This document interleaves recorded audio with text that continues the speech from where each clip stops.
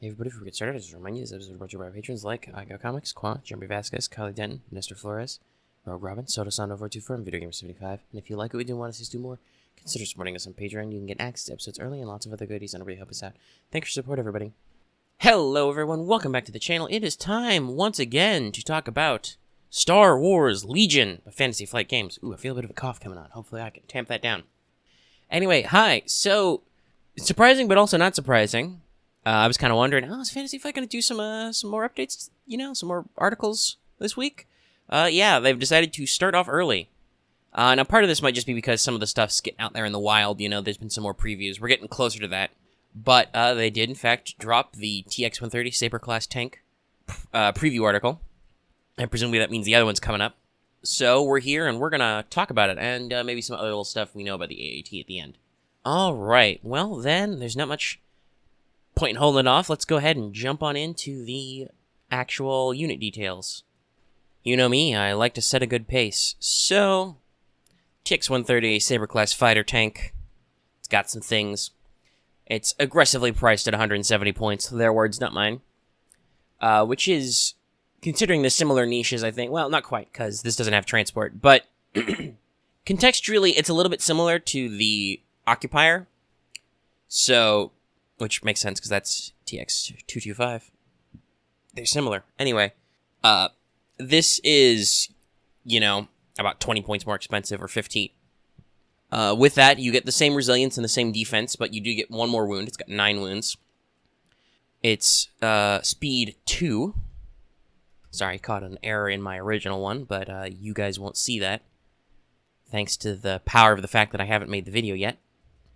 But yeah, speed 2. So, moderate speed. It is a repulsor vehicle, which is important. They talk about this in a stream. Remember, actually pay attention to your terrain section, especially because apparently they're going to want to work on those a little bit. Improve some of that, and maybe add some new cool, fun rules. But repulsor vehicles get to ignore a lot of terrain. Like, they can cross shallow and deep water without making it difficult. They can cross over, like, dips and other stuff without counting it as difficult terrain. The only thing that they count as difficult terrain, or impossible terrain, really, that other vehicles and troopers don't, is, like, forests. So if you have, like, a forest area terrain, sometimes they just can't. But, yeah, so in general, they don't have, like, Speeder 1 and so on, but they do get to ignore terrain and stuff. And, in fact, I think there's a rule about ignoring half the mini height in terrain. Anyway, keywords. Armor, pretty typical. Ignore all hit results when hit. Arsenal 2. Hover ground. So this means that you can reverse, strafe, and standby, even though you're a repulsor vehicle. This is very important. And actually, ground vehicles can't strafe anyway. But, yeah. You can reverse, you can strafe, and you can standby, which is pretty good. And you are treated by a ground vehicle by other units, which means you displace, which is very good and helpful. You have outmaneuver, which is a new keyword. You can spend dodge tokens to cancel crit results. I know some people are like, oh my god, errata, old units need outmaneuver. I don't know about that. The airspeeder already has some unique keywords when it relates to defense, like being straight up immune to melee, blast weapons, and, well, being immune to the blast effect, and being immune to range 1 weapons. You can't throw grenades at it, and ground explosives don't affect it. Like, it has its own unique defenses. And I know some people were like, oh, speeder bikes should get this. Guys, have you watched Return of the Jedi recently? Speeder bikes, very fast, very quick. They do not corner well. So, I think that the way the Saber class is portrayed, it's a light, low-to-the-ground hover tank. It's very agile. You can juke and jink and strafe in this thing. That makes sense. And I could see maybe a pilot for, say, repulsor vehicles like the land speeder and airspeeder and rebels who is like, gives it outmaneuver because, he's just so good. Or she, I don't know. Like, that could be a Hera thing, even though Hera's not really known for ground vehicles. To, like, make them actually be able to dodge that way. Though I do wonder, isn't that, sorry, still getting my throat working. You guys are the first thing in my day. But, that's a long tangent, I don't want to go out in there, but isn't there a General Veer's command card that has a similar effect to outmaneuver? So I wonder if that might be an errata to just reword it so that, he gives vehicles he issues orders to for this round outmaneuver. Anyway. But you've got weak point 1 rear and sides with that big, fat, round base. That means that when defending, if the unit leader's inside your rear arc or side arc, they gain impact 1 for free, which they have actual impact weapons, means they're even scarier. So that whole strafe and scoot kind of thing, pivoting and stuff like that, reversing, that's very important because you do not want to get anybody in your sides or rear. I think that's part of why the Saber-class tank can stay so aggressively priced, quote-unquote, is because it's got a huge weak area, even more so than the Occupier, which didn't turn out so bad, though, like I've said before, if you are looking for counterplay, getting those side arcs. Boy howdy, this baby, that hurts a little bit. So for upgrades, you have Pilot, Hardpoint, a new upgrade, which they have clarified is called Ordnance, and Comms upgrade. Pretty typical. You have no surges, and you have one weapon by default, so there's a little bit of, some people are concerned that there might be a little bit of overcharging. I don't think so at a 170, but you do have Arsenal too, but you have to spend extra points to actually use it. Luckily, some of these upgrades are pretty cheap. We'll talk about that more when we get to the next slide, which is all about the weapons. But for now, you have the twin lateral laser cannons. That's range 1 to 4. Very robust range for an armored vehicle like this. And it's got the double rainbow. 2 red, 2 black, 2 white. With critical 1, impact 2. But it is fixed front. But, you can strafe and stuff like that. But obviously, you have no surge. So critical 1, even on that huge dice pool, that's good. And that means that for purposes of critical, your whites are just as good as your blacks or reds. Anything that rolls a surge, you can flip it. And with 2 red and impact 2, that means against armored vehicle, you're probably looking at least 2 crits, hopefully 3 with the impact, to get in there and do some light damage, even if you're naked. You just got to watch that front arc. All in all, I think this is a good example of armored vehicles to come. Fairly robust, but not super tough. Obviously has some glaring weaknesses. Not too fast, not too slow. With hover, it can interact with units on the ground in a way that repulsor vehicles normally don't, but being a repulsor vehicle, it still has some advantages over terrain, and obviously it still has the full-blown armor, which is pretty good. Enemies in your front are going to be having a bad time trying to hurt you, and outmaneuver really showcases, no, this thing's pretty agile and not just fast, like it can actually maneuver, which is really good. And so let's start talking about those upgrados. So obviously, like we talked about, the Saber tank's pretty agile naked. I think you'll get your points worth out of it because of its ability to be more defensive and maneuverable. Though obviously you can, have to work with some of your limitations for actions and stuff. But Arsenal too, really helps that attack preference. So let's talk about some of the weapons you can get in this thing. So let's get armor-piercing shells out of the way. That's one of the ordnance upgrades. They're not locked to vehicles, but we already knew about this one. It's range 2 to 3. It taps. It's red, black, black. Fixed front, but it's impact 3 and only 10 points and has cycle, so at the end of your activation, if you didn't use it, ready it. It's alright. We'll have to see how the other ones are portrayed. I gotta say, since the tank is already critical 1, impact 2... sure, okay, you're impact 5 now, and you've got 3 reds and 4 blacks. You're probably gonna get all of those, but you can only fire at most 3 times, because cycle. It doesn't have the same range 4. It is cheap, and if you really want to hunt tanks, that's a way to do it, but I think that it's a little bit overkill to just be like, that you need that much impact, right? But it is an option because it is so cheap. But we've already talked about AP shells a little bit. So the 2 unique hardpoint upgrades is you've got the TX-130 twin laser turret. It's range 1 to 3. It's 3 black dice. I feel like for something that's called twin, the odd numbers is a little weird, but it's that. Range 1 to 3, like I said. Critical 1 and 14. It's not fixed because it's a turret. So I think this is one of those situations where, if you're making room for the tank in your army, you probably want to make sure you have at least 14 points to go in on the TLT. Here, 3 more black dice, nothing to sneeze at. Raises your cap, adds another critical in there, which is always good because, like we said, you don't have any surges.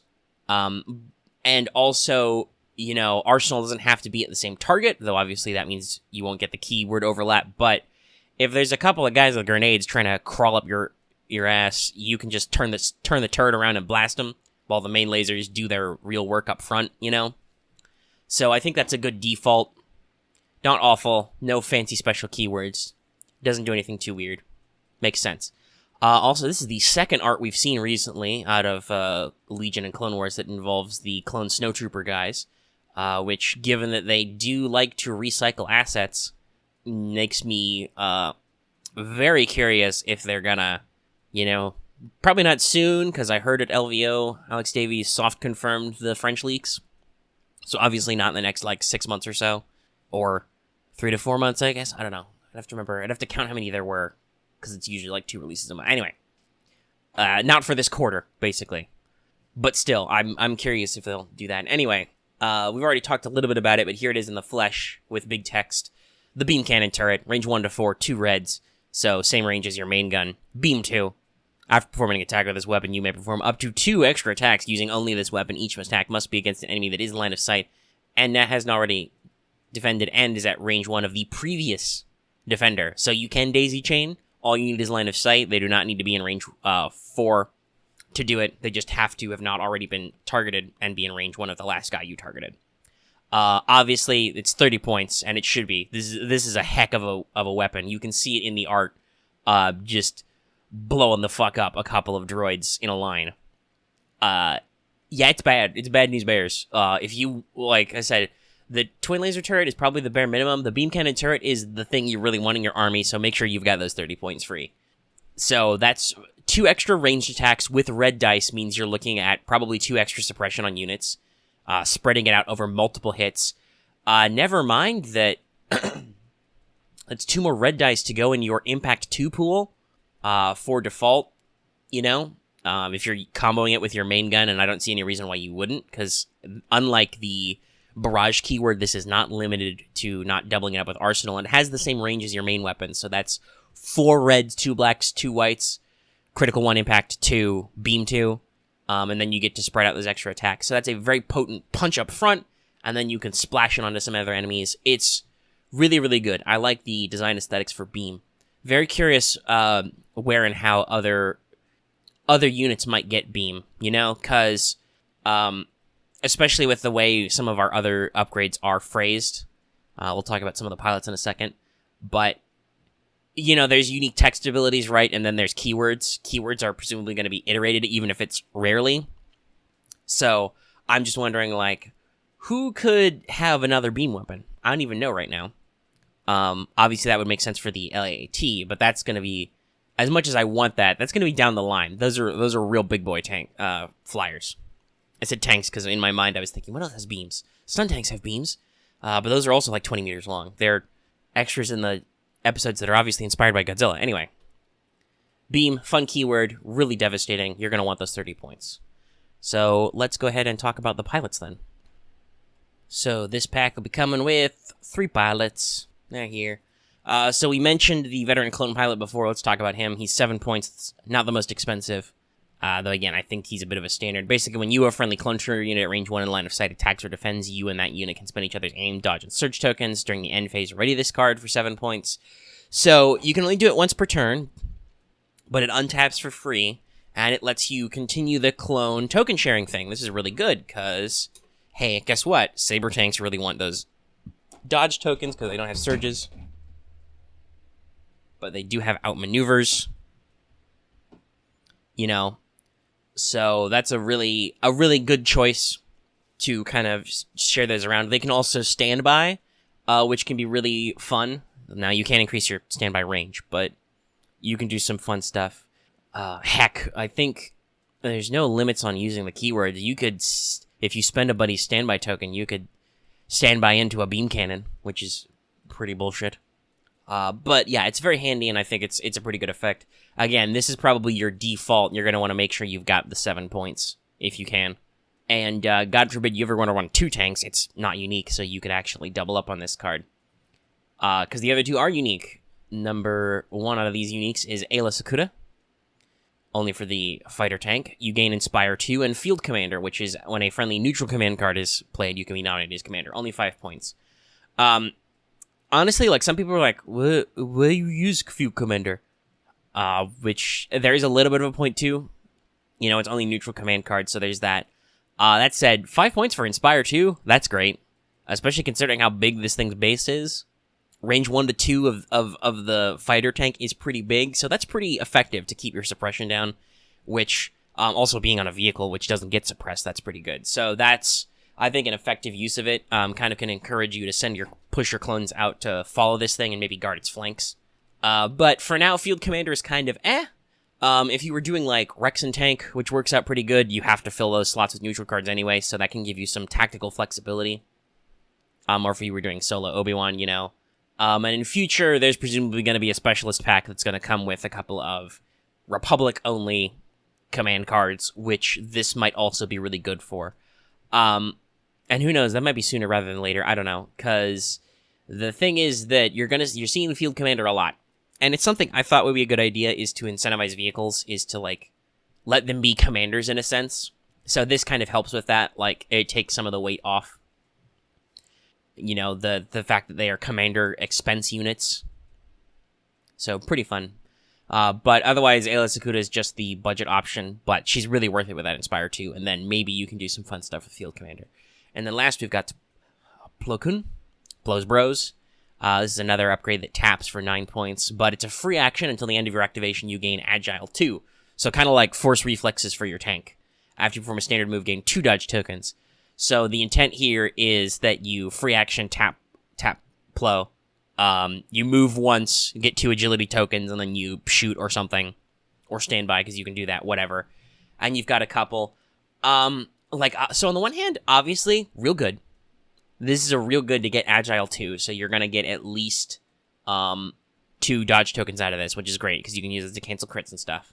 But he's 9 points, he's the most expensive, and he taps, but unlike the, say, Veteran Clone Pilot, doesn't untap. That means you have to take an action to stand by. I've already talked about this. Your Saber tank does kind of hurt for actions. The 2-action cap is kind of annoying. Arsenal helps with offense, but, you know, you want dodge tokens, you want to be able to move, maybe you want to be able to strafe to reposition and stuff like that. Your limited upgrades, like your ordnance and stuff, those all come with cycle. So you're not going to want to take a lot of recover actions, probably. Like, maybe if you had a primo shot for one of the other types of ammunition, because there's going to be, like, high energy shells, which should be high velocity, and there's going to be bunker busters, which look like they have, like, blast and scatter and stuff. You know, punch through fortifications. Like, I could see you be like, oh, I have a primo shot this turn, I want to recover and then shoot all my shots. But yeah, in general, it's like, I don't know if you're going to actually be refreshing him, so that's 9 points for an emergency button. It's a really good emergency button, assuming you're in a position to use it, you're going to get 2 dodge tokens. Though I would say to keep in mind, I'm pretty sure reverses and strafes aren't standard moves. I know pivots aren't, so keep that in mind. You have to actually scoot forward, I believe. Or a reverse might be, but even then, that's still, you have to scoot backwards. We don't know about strafe yet. It's not in the RRG. We do really need an RRG upgrade. I get that criticism. Could do with one. But yeah, it's... So to me, it's like, it's good, but I would almost prefer the Veteran Clone Pilot. Sure, that's only once, right? You only get 1 dodge token out of that, effectively, unless the ally has 2 dodge tokens. But that's still the token sharing. It fits the theme of your army, and he refreshes, so you can use him every round at least once if you've got some tokens. And you can do some other stuff, like borrow aim tokens, and borrow other things. So, I don't know. Plo's good. I like him. I'm just, considering this is already a very expensive premium unit, I'm thinking I would personally probably save the 2 points and go for something with more synergy. But who knows? Maybe... You know, there might be variations where you're not going to be using as many clone troopers. I doubt it, but it's possible. Where, you know, you can't really get that kind of token sharing shenanigans. So that is what we got in the Saber Tank preview article. We don't know what Bunker Buster or the high energy ones do yet. And I think there's a comms upgrade that's not revealed. That's probably going to be Link's targeting array. That's a comms upgrade, right? Yeah, I think it is. Which should be really good for these guys. But we can see that there's an HQ uplink in the spread. That also is pretty good for the tank. but presumably because it's not new or anything detailed, or it'll also be in the AAT, where I'm sure they're gonna preview the other stuff, the other couple of arsenal upgrades or ordnance upgrades, because the AAT doesn't have any like hard points and stuff. Not that it needs them; it's pretty bitchin'. So presumably that'll be next week. Though we did get a couple of higher resolution images off Facebook.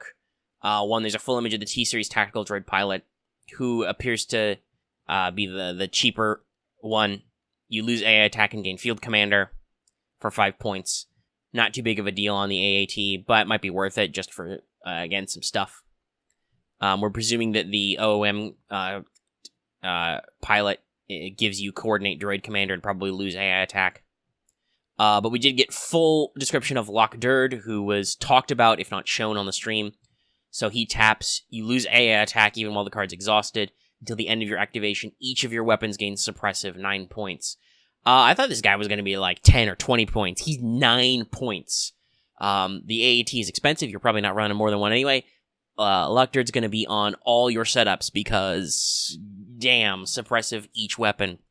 With Barrage, you know, pew pew, fire both the main gun twice. Not using Arsenal. Brutal. To just slam all those guys together. You know, that you're looking at 2 suppression and 2 suppression. That further cements my idea that AATs are going to be Tauntaun killers, because they're going to have high velocity. So, yeah, that's pretty good. We'll see what the other shells do. Again, we have some idea about some of the keywords, but not details. And we'll see cost, and all the exact dice pools, which will be pretty important. And maybe we'll see if there's any other new upgrades in there. But that's that. So that'll be pretty interesting. Keep an eye out for that video and that article. Also, there's going to be a Legion new products announcement stream on the 11th, I believe. Is that a Tuesday or Thursday? That is Tuesday. That is next week's Tuesday. I just realized that I was about to say next Tuesday, and I'm like, wait, I'm recording this on Monday. I don't want to give any false impressions. Tuesday, the 11th, there should be a new product stream. And like I said earlier, I've heard, but I didn't hear it directly from him, but I've heard from other people that Alex Davies basically soft confirmed the French leak, so presumably that's going to be Special Forces and some new commanders or operatives. There's a lot of interest there for how they're going to handle those things, and I'm really eager to see them. There's a lot of neat stuff that could be handled there. Anyway, I'll go ahead and wrap up here, because those announcements are purely speculative until they happen. And a lot of people are like, hoo-hoo, it's not going to come out to the event. Yeah. Laugh it up, fuzzball. I don't know, just... On the one hand, I'm normally pretty cynical. Like, I can understand people's cynicism. But at the same time, God, why? So I'll say it this way. I am cynical often. I'm suspicious and paranoid sometimes. I'm like, you sure you mean that? Like obviously I'm like, on the one hand, I should say this too, like, we're running out previews of the tank. So on the one hand, that does suggest to me that probably means we're gearing up to get these not quite as late as the end of March. Maybe sooner if they're dropping articles. But also, I know that's not set in stone, so I'm like, it could be. I don't want to, like, jump on my show and say, they're definitely going to come out this month. I don't know that. But at the same time, I don't feel any desire to dwell on cynicism, so the fact that, like, every fucking thread on the forums and everything, all the comments are just like, ooh, dogpile, FFG product is late, product is late. I'm getting kind of tired of it. Like, luckily, I think the focus on releasing Clone Wars articles and the fact that the upcoming leaks are believed to be mostly Clone Wars, that has kind of shut people up so far on the front of, they're not actually supporting Clone Wars. And yes, you people are annoying me, so I'm going to use my dumb internet voice. But now it's really the shipping. It's just like, God, guys, just shut up. It's not that bad. There were big delays for the products because of the holidays, but also you got stuff early too. Remember, nobody talks about the fact that Rex and Dooku came out early.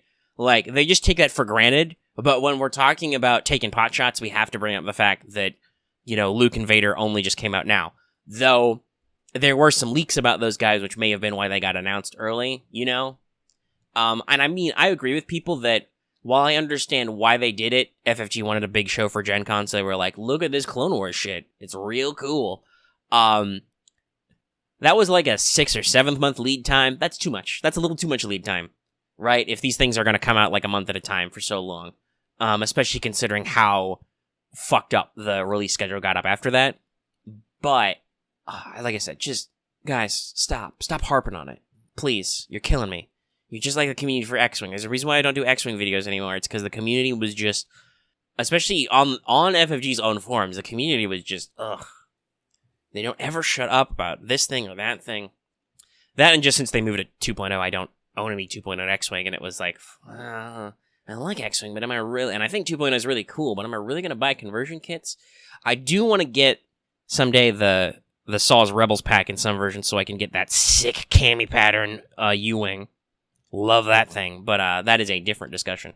Anyway, those are my thoughts on new product announcements and generally people's complaints. Like, you don't gotta, like, if FFG hands you a shit sandwich, you don't gotta eat it and smile, but when FFG has not actually shit on you, there's no reason for you to be like, oh, you're gonna make me a shit sandwich. So that's the show. Be sure to tune in for the AAT video when that comes out, and I'm sure, well, I don't know, maybe they'll do it on a Monday again, or heck, they could kill me and they could do it on like a Thursday or Friday today, who knows.